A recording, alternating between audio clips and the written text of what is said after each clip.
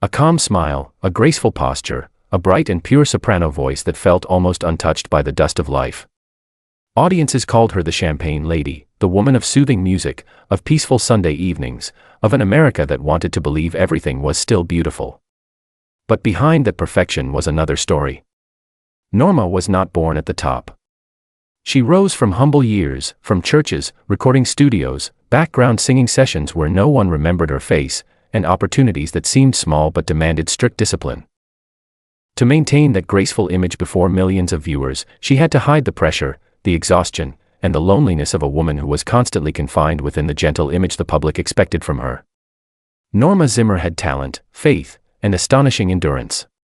But she also had silences that television lights never shone upon. And it is precisely those silences that make her story so haunting.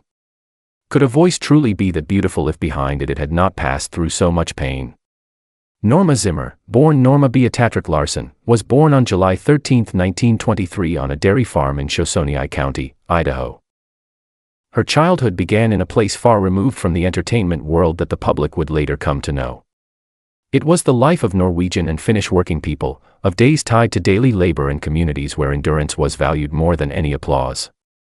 In that setting, no one had any reason to think that little Norma would one day spend more than 2 decades entering the living rooms of millions of American families through the television screen. When Norma was about 2 years old, her family moved to Seattle, Washington. That decision took her away from the farm's landscape and allowed her to grow up in a rapidly developing city in the American Pacific Northwest. It was in Seattle that most of her childhood memories were formed.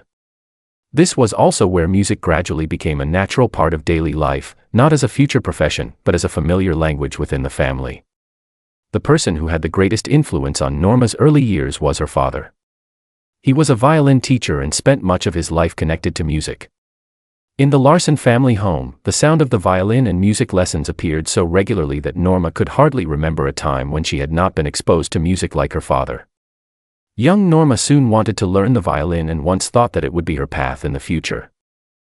But a simple observation from her father unintentionally changed her entire life. After observing his daughter's hands, he believed they were too small to be suited for seriously pursuing the violin. Instead of continuing to guide Norma toward the instrument, he encouraged her to focus on vocal music.